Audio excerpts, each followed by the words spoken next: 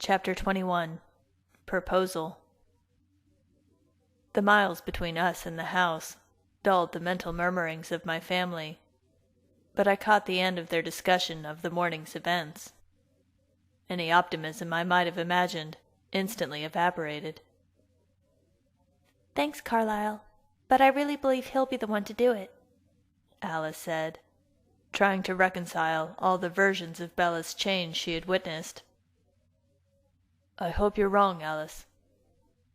The last insurgent through came from my father. "It's not a burden he should have to shoulder. No matter how he feels about me, Edward deserves an eternity of happiness." I caught a memory of my recent furious outburst, and an older one of an irate Rosalie. "How could you do this to me?" Her remembered shriek morphed into the hoot of an owl before my mind was once again my own. Bella was a warm feather on my back, her breathing slow and even, unaware of the tempest of emotions that boiled inside the cold shell she clung to so tightly. She must be lost in thought. Her arms tightened and relaxed around my neck, even though my stride never changed. Without seeing her face, I had no clue as to where her mood or her thoughts lie. Our family meeting had been a failure in so many ways. My behavior had been reprehensible and counterproductive. I had let my emotions control my actions, a rare happening in my long life. Though I'd like to attribute my lapse to my thirst, I knew my outburst was much more primal than that. Bella hadn't been in mortal danger, and yet I had not only lost my temper, but my civility. Swiping such vulgar curses at Carlyle, in front of 4 women I cared about, was unforgivable. Carlyle, my father, my friend, my idol, the man who saw Bella's death as my redemption. The rhythm of my fast strides filled the silence between the contractions of Bella's heart, each step carrying her farther away from her would-be executioner. The knee-jerk hatred lingered, though I suspected its focus was misplaced. It wasn't him I despised, it was myself. Carlyle had never expressed regret in any form for changing any of us, even Rosalie. His remorse stemmed from the fact that we, his children, hadn't been given a choice. Snatching us from death's grasp, he truly believed he was saving us, not stealing the only chance we had at a true eternity in paradise. It was that sincere desire to help, not condemn, which allowed both Rosalie and me to forgive him for his rash actions. By disclosing everything to Bella, both infinity and the limits of immortal life, I'd remove that barrier. Because Carlyle believed hers was an informed request, his conscience was clear. Mine, however, remained stained, seeing murder where he saw metamorphosis.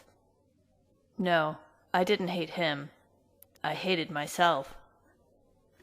His offer included help for me, in addition to the theft of Bella's humanity. I'd written off his comment as a weak apology for his betrayal, but in his last discernible thoughts, I heard what was really behind his motives. As we raced away from the house, he had hoped he could save me any more guilt. Whether or not he believed her soul would survive her heartbeat, Carlyle had accepted that I believed it would not. He didn't want to burden me with the pain of having to commit the horrendous act, choosing to incur my wrath instead. When I had unleashed my irrational fury at him, he had taken the insults in silence, in preparation. He was truly my father, ready to live with my hatred, to risk Bella's hatred, I realized, should immortality not be to her liking, in order to give us an eternity together. And I wanted that eternity, craved it, more than anything else. Even if he were the one to effect her change, the death of her soul would always be on my hands. Could I live with that? I'd only witnessed Carlyle's administration of supernatural resurrection once, with Emmett.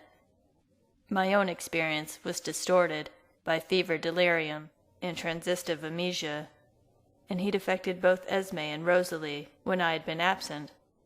Whether purposely or coincidentally, I didn't know.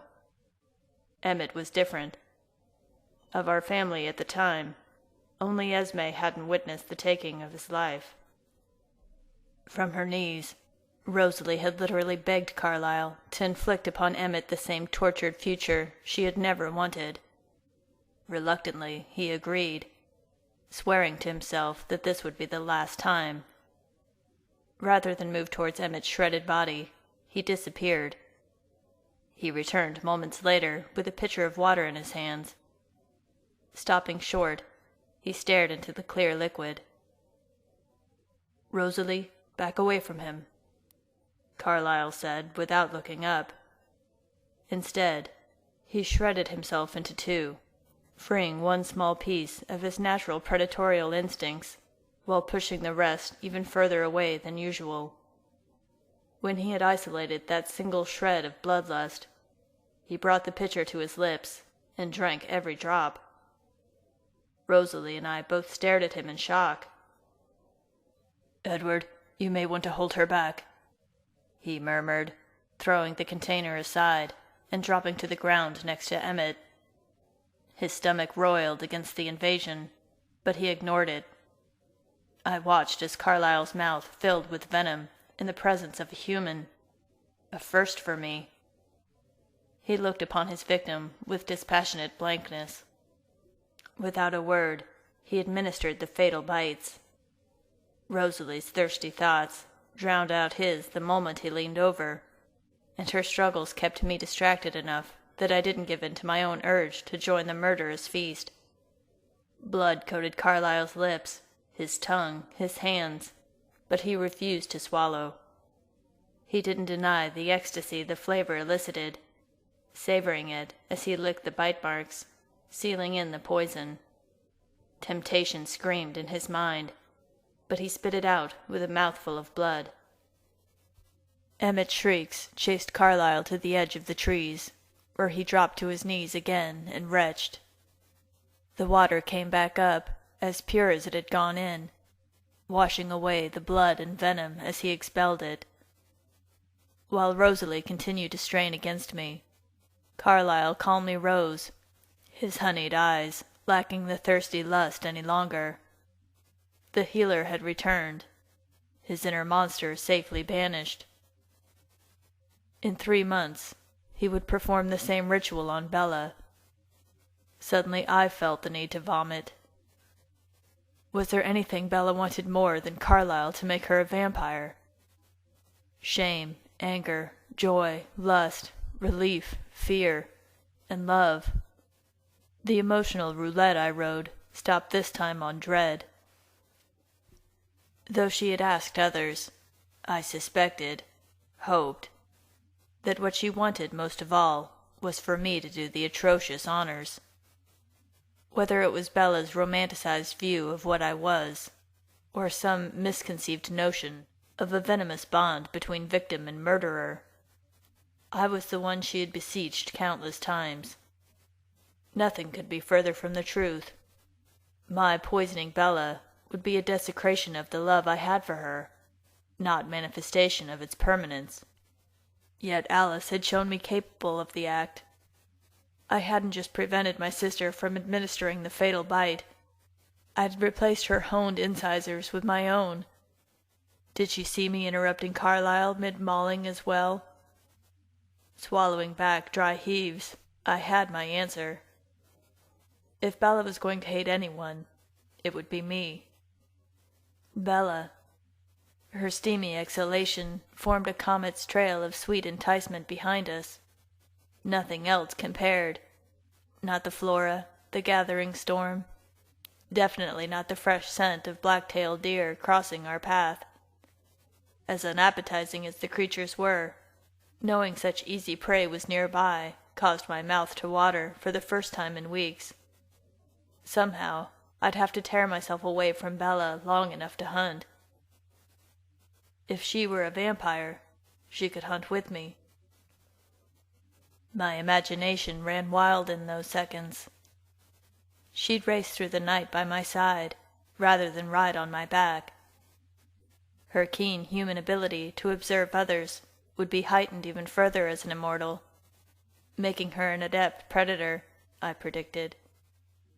A beautiful, intelligent, unstoppable huntress. My partner and competitor. My mate. A woman with desires only I would satisfy. With a deep breath, I mentally shook myself. My version of heaven was nothing compared to what she'd be giving up. I wouldn't let my selfishness deny her the paradise her perfect soul deserved. I didn't hesitate when we reached her house. Charlie was still sound asleep. The house seemed to expand and contract with each of his grinding snores as I sneaked Bella through the window. Once on her bed, she quickly slipped out of her shoes and sweater and burrowed under the quilt. Unable to stop moving, I paced, stepping on the squeaky floorboard that secreted Bella's birthday gifts. She had thrown a fit over receiving such innocuous items. There was one gift she'd accept from me with open arms, and neck bared. No, not a gift. A trade. What would she give me in exchange for death? Whatever you're planning, it's not going to work. She sounded tired or bored. Shh, I'm thinking. She rolled onto her back and stared at the ceiling. I should have felt guilty for snapping at her, but saving her soul took precedence over manners. Nothing could possibly equate with the theft of her eternal paradise. But if I had more time... If she could see what she was missing, college, her family, adulthood, maybe she'd at least comprehend how hard being a perpetual teenager was. Taking driver's ed for the 11th time was just one facet of the hell I endured. Ugh. As if sensing my tormented experiences, Bella buried herself under the covers. I was by her side in an instant, lifting the shroud from her pouting face. If you don't mind, I'd much rather you didn't hide your face. I've lived without it for as long as I can stand. Now, I fingered her hair, preventing the silky curtain from hiding her from me again. Time to test my theory. Tell me something. What? She asked with a heavy sigh. If you could have anything in the world, anything at all, what would it be? You, she said warily. Flattering, but not specific enough. Something you don't already have. If my guess was right, I would be putting everything on the line. All in, they would say in Las Vegas. Her eyes narrowed, then wandered across my face. I showed her nothing but patience. I would want... She picked at her lower lip with her fingers. Carlisle not to have to do it. I would want you to change me. She carefully laid her hand on my chest and hunched her shoulders like she was bracing for an impact. Bella only feared my rebuke, but seeing her cringe in my arms chilled me to the bone. What would you be willing to trade for that? I asked quietly. I might as well have locked lips with Mike Newton in the middle of the lunchroom, by her shocked expression. Anything, she barked. I knew that wasn't true, and smiled. To borrow from Charlie's vernacular, the hook was set. Now I had to reel her in. Knowing my first bid would be rejected out of hand, I went as high as I could, without sounding flippant. 5 years? Green tinged her soft cheeks. You said anything, I prodded. Yes, but you'll use that time to find a way out of it. I have to strike while the iron's hot. Besides, It's just too dangerous to be human. For me, at least. So anything but that. I pictured Carlyle leaning over her just weeks from now. 3 years? No! She cried, then clamped her mouth shut. A garbled, "Deeper water," came from the bedroom across the hall. Isn't it worth anything to you at all? At first I thought I had misjudged her, that it didn't matter who infected her. But when she clenched her jaw, then put on a smooth, emotionless mask she practiced, I knew. She did want me to be the one to poison her. And perversely, the knowledge thrilled me. Apparently Bella wasn't the only one capable of imbuing murder with romance. Her lips puckered, and she calculated her counteroffer. 6 months. Yes, she wanted this badly. But I was a more experienced poker player. I rolled my eyes. Not good enough. 1 year, then. That's my limit. Really? At least give me 2. No way. 19 I'll do, but I'm not going anywhere near 20. If you're staying in your teens forever, then so am I. 1 year. It wasn't enough to show her all she was giving up. The fleeting vision Alice had seen before we left the house returned. White people, white dress, white wedding. I didn't need my sister to see that fantastic future. I had dreamed my own version up months ago. Bella stood at the end of the runner, bathed in the purest white, clutching Charlie's arm. Strains of music filled the air, along with gentle sighs as the crowd rose. Carefully she stepped forward, steadying herself on her father's arm. I couldn't see exactly what she wore, or how her hair was styled.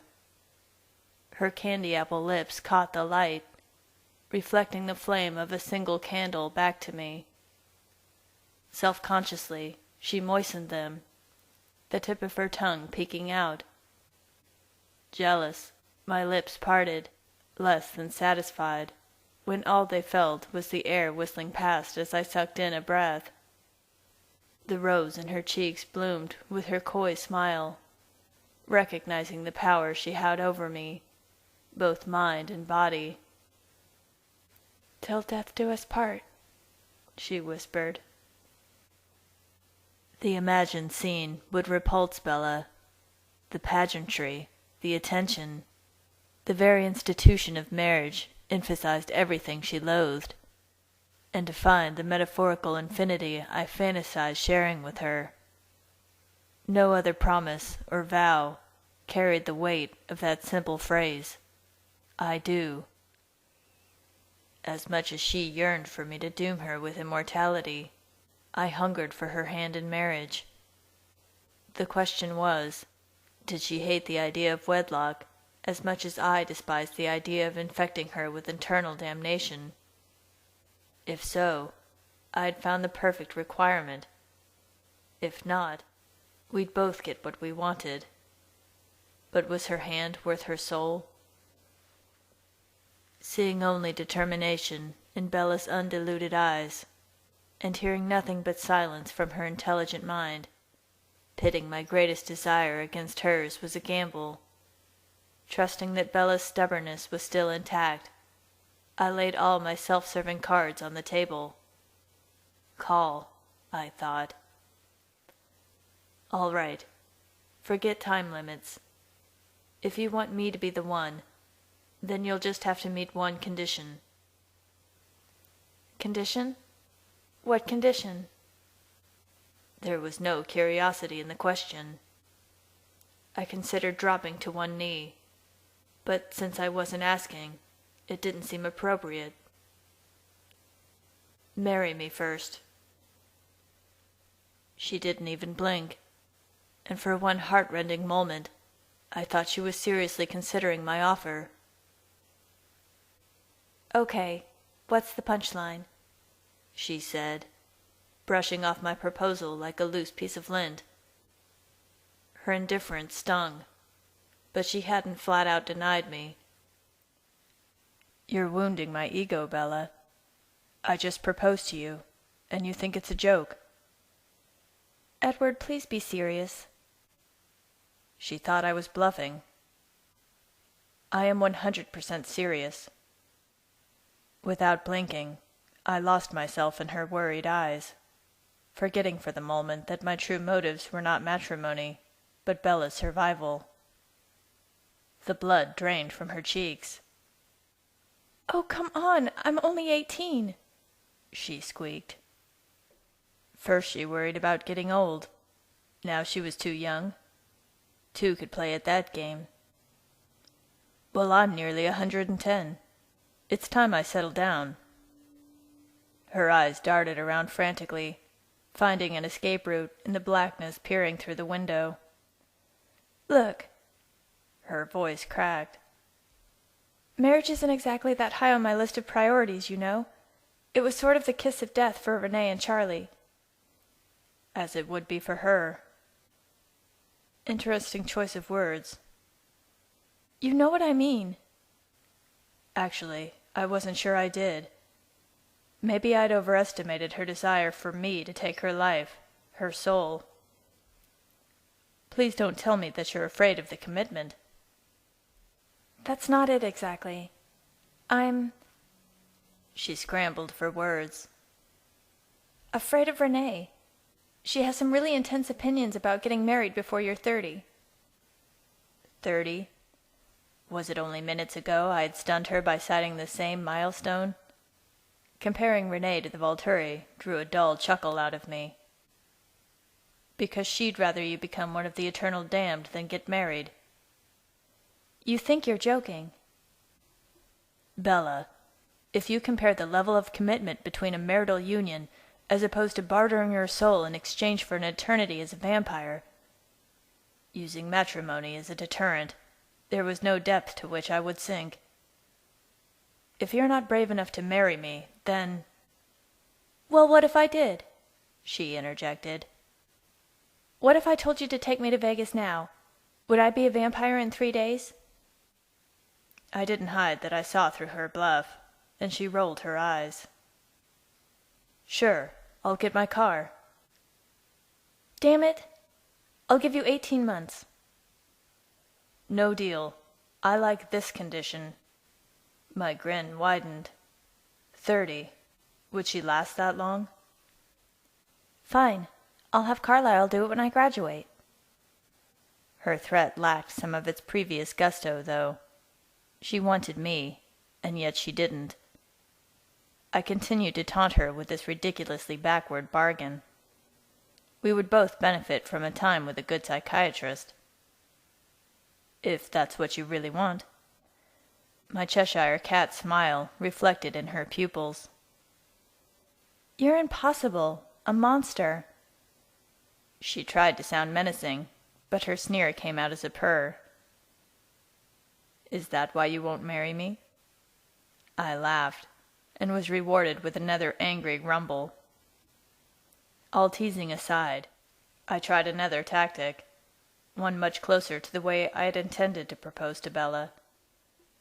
Forgetting that I really didn't want a yes from her, I leaned in close and exhaled slowly, letting my scent fill the small gap between us.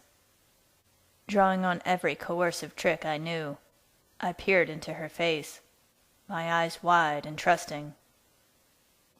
"Please, Bella," I begged. Her breathing stopped abruptly, though her heart crashed in her chest. She lay frozen in my arms, entranced to the point of speechlessness. I had ruthlessly captured an angel, and had no intention of ever letting her go. A monster indeed. With 2 long blinks, she shook off my spell. There would be no yes for me tonight. Would there ever? Would this have gone better if I had had time to get a ring? I asked, only half humorously. The air whistled through her lips as she gasped. "No! No rings, she screeched. Bella clamped her lips shut, but the damage had been done. The snoring in the next room ended with a sharp cough. "Bella?" Charlie mumbled. I frowned. "Now you've done it." Oops. "Charlie's getting up. I'd better leave." But I didn't move. Bella's heart became as silent as mine, sending an icy chill through me. Time. She needed time to trust me. "Would it be childish of me to hide in your closet, then?" The color returned to her face. "No, stay, please," she pleaded. "Always." I slipped back into the closet, leaving the door cracked open. Charlie dragged himself out of bed, continuing to murmur to himself, as if he couldn't hear his thoughts any better than I could. "Will she ever stop having these nightmares? Edward, bastard, heartless." He stumbled to the door. Unaware of her father's justified grumblings, Bella smiled briefly as she repositioned herself on the bed. Her expression changed as she tucked the blanket under her chin. She fiddled with her hair as she waited, her mouth drawing up into a pucker. Frustration, I guessed, colored her thoughts. But suddenly she mouthed something and poked her tongue at the ceiling. What could she possibly be thinking? A sliver of light crept across the floor and onto Bella's bed when Charlie opened the door. Bella immediately rolled towards him. "Morning, Dad." Charlie jumped. "Oh, hey, Bella. I didn't know you were awake." "Yeah, I've just been waiting for you to wake up so I could take a shower." She pushed the covers back. "Hold on." Charlie turned on the light, forcing Bella to stop and shade her eyes. "Let's talk for a minute first." She scowled, her eyes wandering the room, but avoiding the closet. Alice never had seen what excuse Bella would contrive. I should have pressed her when I had the chance. Charlie squinted at his daughter. "You know you're in trouble." "Yeah, I know." He shuffled his feet, recalling the speech he had been mulling over for hours. "I just about went crazy the last 3 days. I come home from Harry's funeral, and you're gone. Jacob could only tell me that you'd run off with Alice Cullen, and that he thought you were in trouble." In his mind, I caught a flash of the werewolf's face, his mouth clamped tightly shut. Charlie was almost as mad at the blacks as he was at me, and directed the emotion at Bella. "You didn't leave me a number. You didn't call. I didn't know where you were or when or if you were coming back. Do you have any idea how... The sight of Bella's regret-filled eyes nearly broke him. It only took the remembrance of Bella's limp body, draped across my arm, to rekindle his fury. "Can you give me one reason why I shouldn't ship you back to Jacksonville this second?" Without knowing the true danger Bella faced, Charlie inadvertently stumbled across the most appropriate course of action. Sunny Florida was probably the safest place for her. Lip curled and eyes tight, Bella fisted the quilt around her and sat up. "Because I won't go." "Now just 1 minute, young lady." My hiding place didn't afford me a view of Charlie's face, but his ears were bright red. "Look, Dad, I accept complete responsibility for my actions, and you have the right to ground me for as long as you want. I will also do all the chores and laundry and dishes until you think I've learned my lesson. And I guess you're within your rights to kick me out, too, but that won't make me go to Florida." Sucking the air in and out through his teeth, Charlie's anger peaked. He would never kick Bella out. Even his threat to force her to go back to her mother was empty. But he was hurt and frustrated, and just wanted to understand. Why? Where? What did he do wrong? He boiled all his questions into a single loaded inquiry. "Would you like to explain where you've been?" Bella became a statue, caught completely off guard.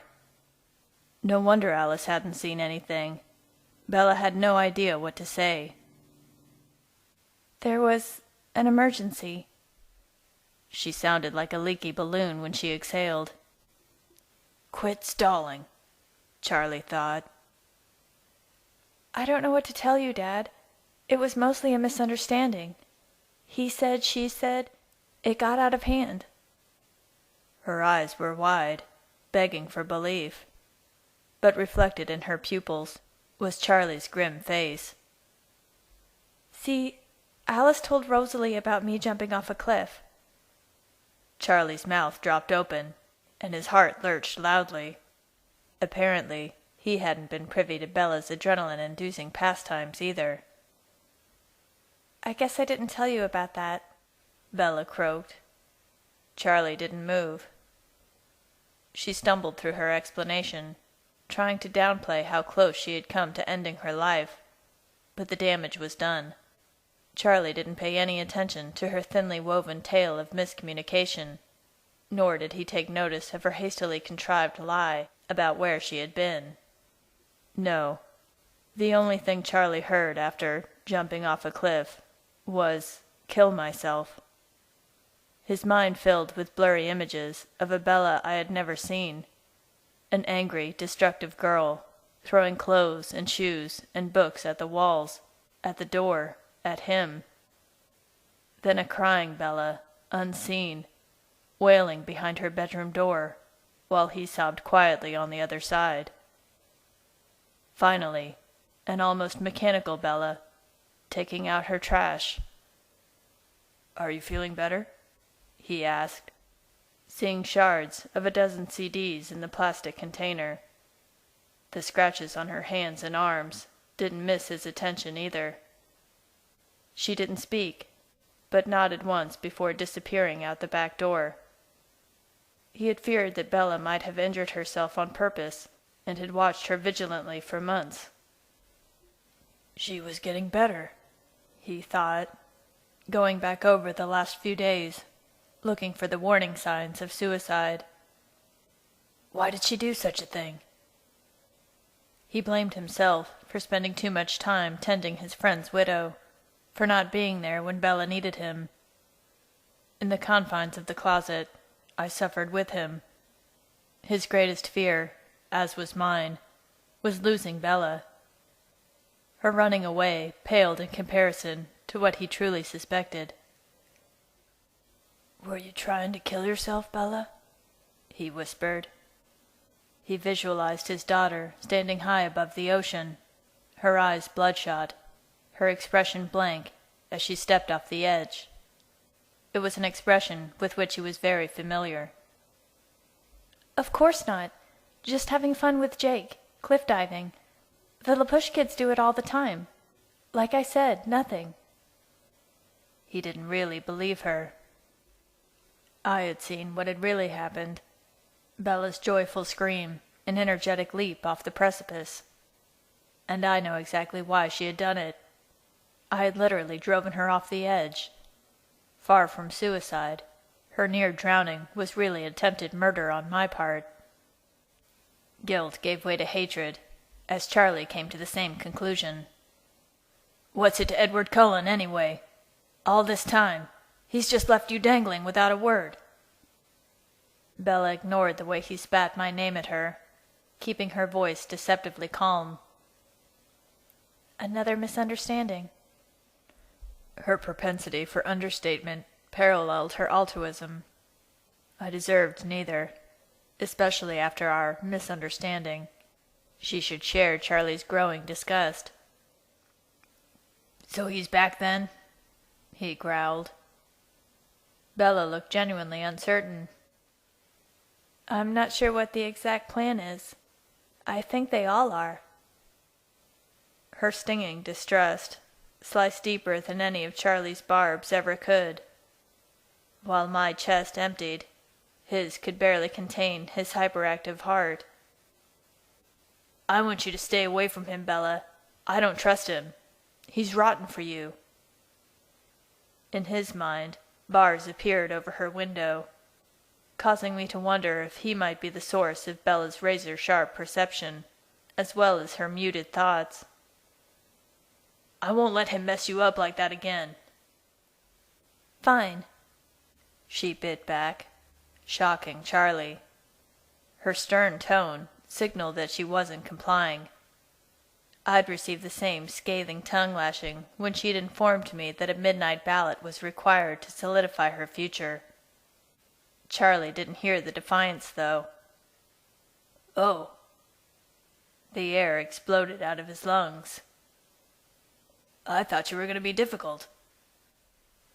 "I am. I meant, fine, I'll move out." Though I still considered Bella as dangerous as a frustrated kitten, I knew firsthand that she had needle-like teeth under her tissue paper exterior. She sank her teeth into Charlie this time. Every inch of skin, his neck, his hands, his bare ankles, pulsed with shock. Palpitations made his heart shudder, and I searched both pockets of my slacks before I realized my phone was probably a Brazilian child's toy by now. Alice must have seen this. Was Carlyle on his way here already? Bella reached a hand toward her father. Her determination darkened with concern. "Dad, I don't want to move out," she said in a more conciliatory tone. "I love you. I know you're worried, but you need to trust me on this." She must have seen something in her father's face that convinced her he wasn't about to collapse, because she raised her chin almost imperceptibly, her sparkling eyes radiating conviction. "And you're going to have to ease up on Edward if you want me to stay. Do you want me to live here or not?" He shook his head. "That's not fair, Bella. You know I want you to stay." Living without Bella had as little appeal for Charlie as it did for me. "Then be nice to Edward, because he's going to be where I am." I smiled to myself. In a wink, Bella had taken control of the conversation. The reversal of roles had been quick and seamless. She was now the parent scolding Charlie, carefully wording her argument to prevent a likely life-threatening tantrum. His retort was appropriately juvenile. "Not under my roof." Cringing internally, he visualized Bella in my arms. But when I leaned down to kiss her, suddenly the image swirled into a swirl of worms, hooks, and reels. His defense mechanism, I realized. If he didn't imagine it, maybe it wouldn't happen. According to his logic, he didn't hear the tree fall, therefore it didn't. Bella adjusted the quilt around her with a lamenting sigh. "Look, I'm not going to give you any more ultimatums tonight, or I guess this is morning. Just think about it for a few days, okay? But keep in mind that Edward and I are sort of a package deal." "Bella." "Think it over." Stubborn as ever, she fingered her hair again, catching and covertly hiding a pine needle that had nestled behind her ear. "And while you're doing that, could you give me some privacy? I really need a shower." And with that, Bella effectively slammed the door in her father's face. Fuming, unable to say anything civil, Charlie pounded out of the room, the anticlimactic crash of the door spoken for him. Rather than going to Bella, I sat in the chair across the room, selfishly wishing she'd pounce on me like she had once upon a time. She didn't spare a glance at the still rattled door, concentrating instead on freeing herself from the bedsheets. Rising, she frowned in my direction. "Sorry about that." She apologized for what continued to be my fault, ignoring the latest wall I had constructed between her and her father. "It's not as if I didn't deserve far worse. Don't start anything with Charlie over me, please." Dishes clattered on the counter as Charlie fixed himself breakfast in the dark, grumbling about who was in charge of this house. "Don't worry about it. I will start exactly as much as is necessary, and no more than that." She kept her voice to a whisper while she collected her outfit for the day. "Or are you trying to tell me I have nowhere to go?" She stared at me with patently false anxiety. I didn't have it in me to laugh. "You'd move into a house full of vampires?" "That's probably the safest place for someone like me. Besides," an impudent smile filled her face, "if Charlie kicks me out, then there's no reason for a graduation deadline, is there?" Immortality or me? Clearly that question had been answered. "So eager for eternal damnation," I said, defeated. "You know you don't really believe that." "Oh, don't I?" I snapped. Everything came back to the death of her soul, and how fast she could achieve it. "No, you don't." She didn't allow me to argue, holding up a single finger when my mouth opened. "If you really believed that you had lost your soul, then when I found you in Voltura, you would have realized immediately what was happening, instead of thinking we were both dead together. But you didn't." The sly grin returned. "You said, 'Amazing. Carlyle was right.' There's hope in you after all." As always, her citation was word perfect. As for her conclusion, I wanted to argue. Of course I had no soul, but my own words betrayed me. Carlyle was right. At the end, in the moment that I truly believed I'd died, I had embraced Carlyle's unrealistic belief. I had believed I had found heaven, that a piece of me, my soul, had survived death and rejoined her. No, it had just been a hallucination. But the heat radiating off Bella's body contradicted me. She was just as real now as she was then. Why didn't I realize she was alive the second she touched me? I had even joked about my thirst being unsatisfied in heaven. All I could do was stare at her, my mouth halfway open. Bella had seen in me things I'd refused to recognize in myself.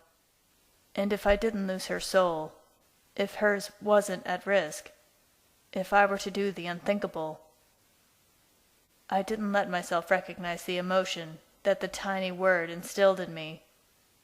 But she did. Bella didn't laugh, didn't chide, but said softly, "So let's both just be hopeful, all right?" She snagged her hairbrush off the dresser and added it to the pile in her arms. "Not that it matters, but if you stay, I don't need heaven." I couldn't agree more.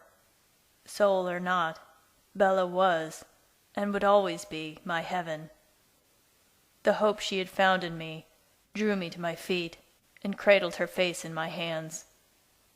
One way or another, we'd always be together. "Forever," I whispered, stunned by the ease at which the word fell from my lips. With sparkling eyes and a loving smile, she rose toward me, her gaze never leaving mine. "That's all I'm asking for," she breathed, accepting my promise with the sweetest of kisses. "Forever."